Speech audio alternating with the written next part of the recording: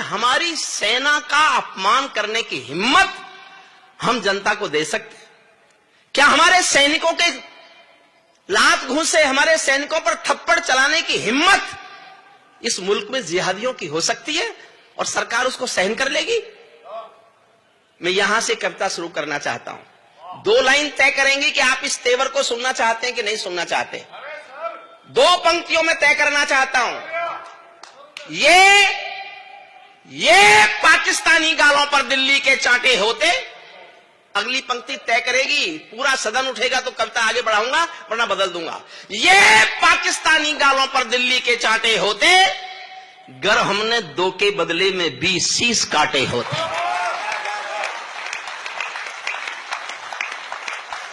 बहुत अच्छे भाई। हमारे सैनिकों का सर काटा गया और हम बातचीत करते रहे। मैंने प्रवीण से पूछा, मेरा छोटा भाई है लेकिन मेधा और प्रज्ञा में मैंने कई बार उसको अपने से बड़ा पाया है। मैंने प्रवीण से पूछा, प्रवीण हमारे सैनिकों का सर काट के पाकिस्तान ने क्या किया होगा? बड़ा जवाब दिया आपके इस बेटे ने।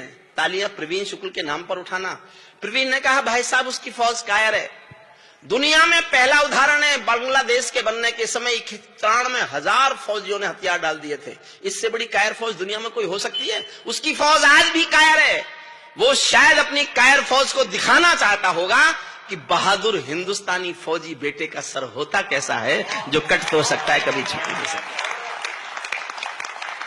क्या बात है सर, वाह। 10 सेकंड और मांगता हूं। क्यों किया मैंने इतना गुस्सा? एक पिंजरे में पालतू तोता था किसी के पास।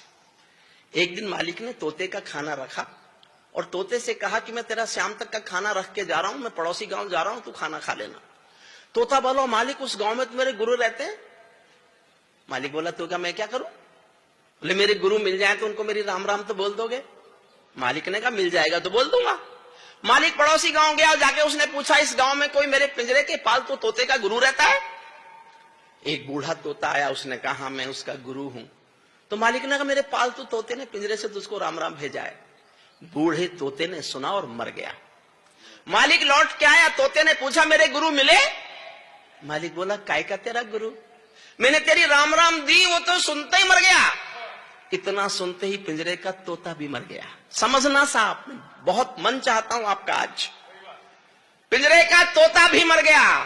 जब मालिक ने पिंजरा खोला तो तोते की आत्मा कहती चली गई कि मालिक तुम समझे नहीं, मेरे गुरु ने मेरे लिए संदेश भेजा है कि जिसको आजाद होना है उसको मरना आना चाहिए। और ये कहानी मैंने इसलिए सुनाई, भारत 1947 में आजाद तो हुआ लेकिन फिर कभी मरने को तैयार नहीं हुआ। इसलिए रोज मरता है, खंडों में मरता है, कभी बंबई में मरता है, कभी संसद में मरता है, कभी पठानकोट में मरता है, कभी उरी में मरता है और कभी सैनिकों के अपमान को सह करके मरता है। क्या बात है, वाह। दुनिया में किसी मुल्क में आपने कभी सुना कि सेना के सिपाही को जिसके पास स्टेन गन है वो जिहादी की लात खा ले, चाटा खा ले और रिएक्ट ना करे? तब कविता सुनना। ये पाकिस्तानी गालों पर दिल्ली के चांटे होते, पहले ही 2 के बदले में 20 शीश काटे होते। बार बार दुनिया के आगे हम ना शर्मिंदा होते और हमारे सारे सैनिक सीमा पर जिंदा होते। ये कैसा परिवर्तन है, जोश में सुनाना चाहता हूं, जोश में सुनना चाहता हूं। ये कैसा परिवर्तन है खुददारी के आचरणों में। सेना का सम्मान पड़ा है चरमपंथ के चरणों में। किसका खून नहीं खोलेगा सुन पढ़कर अखबारों में। सिंहों की गर्दन कटवा दी चूहों के दरबारों में। सिंहों की गर्दन कटवा दी चूहों के दरबारों में। बार बार की गद्दारी को भारत क्यों सह जाता है? अगली पंक्ति पर देखना चाहता हूं कितनी तालियां उठती हैं। मैं जानता हूं ये समय कविता पढ़ने का नहीं है, कविता पाठ का नहीं है। ये तो केवल और केवल कविनगर का एक सम्मेलन है जो इतिहास में एक नया पृष्ठ जोड़ रहा है। प्रवीण शुक्ल के संचालन में इतिहास में जुड़ते इस पृष्ठ का मैं भी हिस्सा बनना चाहता हूं। आप तो हिस्सा हैं ही। 2 पंक्तियों पर प्रतिक्रिया चाहता हूं और जानना चाहता हूं कि इस कविता को आप मन से स्वीकारेंगे तो आगे पढ़ूंगा, वरना मेरे पास गाऊंगा कविताएं, ऐसी बहुत कविताएं जिन पर आप बहुत ताली बजा सकते हैं। बार बार की गद्दारी को भारत क्यों सह जाता है? ज्यादा संयम भी दुनिया में कायरता कहलाता है।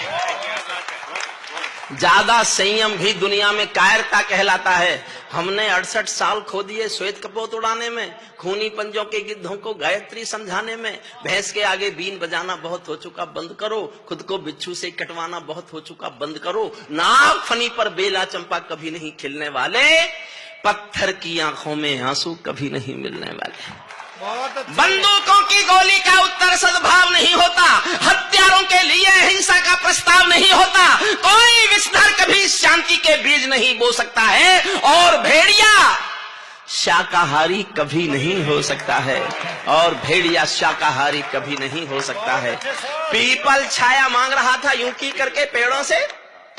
मोदी जी बिना बुलाए नवाज शरीफ के यहाँ चाय पीने चले गए। मैंने पूछा क्यों गए आप? बोले शांति लेने गया था। मन कर ले आए। 125 करोड़ का नेता बिना बुलाए दूसरे उसके घर, जो विश्वसनीय नहीं है, जो विश्वासघात करता है, उसके घर चाय पीने जाए तो कभी क्या लिखेगा सुनना। अपने लोगों से जिनके आशीर्वाद से मैं कभी बनाऊं, कुंवर बेचैन जैसा बड़ा ऋषि पुरुष हमारे बीच बैठा है, उनके चरणों में रखता हूं। पीपल छाया मांग रहा है यूं की करके पेड़ों से, जैसे कोई शेर सुरक्षा मांग रहा हो भेड़ों से, जैसे कोई शेर सुरक्षा मांग रहा हो भेड़ों से, जैसे कोई मोती खोजे झीलों की गहराई में। भारत पाकिस्तान के 68 साल के रिश्ते एक पंक्ति में सुन लो, एक पंक्ति जी है भारत पाकिस्तान ने 68 साल से। जैसे कोई मोती खोजे झीलों की गहराई में, हम कस्तूरी खोज रहे हैं उल्लू की परछाई में। हम कस्तूरी खोज रहे हैं उल्लू की परछाई में। जब सिंहों की राजसभा में गीदड़ गाने लगते हैं, तो हाथी के मुंह के गन्ने चूहे खाने लगते हैं। रावलपिंडी वालों को सपने में काल दिखाओ तो। एक बिलावल साहब है उधर, उसने बयान दिया मुझे पूरा कश्मीर चाहिए, इंच इंच पूरा। हमारे नेता नाराज हो गए, पूरा मांग रहा है। मैं नाराज नहीं हुआ, मैं खुश हुआ कि भाई चलो इसको देंगे पूरा, पहले ले तो लें पूरा। देने के लिए पहले लेना पड़ेगा ना, तो हमने कहा चलो पहले ले लेते हैं, फिर देखेंगे दे कि नहीं दे। लेकिन मैंने जवाब दिया, गाजियाबाद के लोगों की तरफ से जवाब दिया कि बिलावल तुझे हमसे कश्मीर चाहिए। देखिए दाद इतनी मत दीजिए, थोड़ा कम कर लीजिए इसको। एक मिनट, ये छोटा हमारा भाई बैठा है, ये बहुत अच्छा सुन रहा है। बस भाई एक हमारी विनती मान ले, खूब ताली बजा, मुंह से आवाज मत निकाल, है ना। कोई नहीं, बाकी दूसरों को डिस्टर्ब। बहुत अच्छा सुन रहे हो आप, और आपकी आस्था ऐसा है, काजल आंखों में लगाओ, बस मुंह से, हाथ से जितनी ताली बजानी है, जमीन में छेद कर दे तू 3 फुट नीचे हाथ मार मार के, बस मुंह से मत बोल, है ना। इसीलिए तो कह रहा हूँ मजा ज्यादा। बहुत आनंद की बात कहने जा रहा हूँ सुनना साहब। उसने हमसे मांगा कश्मीर, और पूरा कश्मीर मांग लिया। मैंने खबर भेजी कि बिलावल ये हिंदुस्तान है, हिंदुस्तान में उत्तर प्रदेश भी है, उत्तर प्रदेश में गाजियाबाद भी है। यहां के लोग तो रेल में खिड़की के पास वाली अपनी सीट भी किसी को नहीं देते। पूरा कश्मीर मांग रहा है। रावलपिंडी वालों को सपने में काल दिखाओ तो, भारत माता की आंखों के डोरे लाल दिखाओ तो, और देखना चाहता हूं आपका जोश। दिल्ली वालों ठोकर मारो दुनिया के हथकंडों पर, इजराइल से जीना सीखो अपने ही भुजदंडों पर। इजराइल से जीना सीखो, इजराइल से जीना सीखो अपने ही भुजदंडों पर।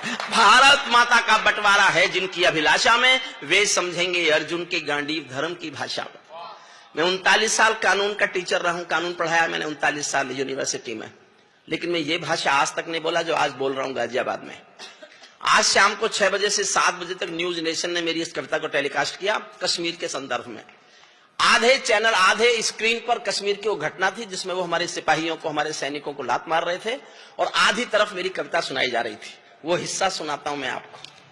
और अगर आपने मेरा समर्थन किया, पूरे सदन ने समर्थन किया, तो मैं हिंदुस्तान के प्रधानमंत्री के सामने सीना तान के ये भाषा बोलना चाहता हूं। बहुत दुख होता है साहब, कब तक तिरंगे में लिपटी लाशें देखेंगे, कब तक सैनिकों का अपमान देखेंगे।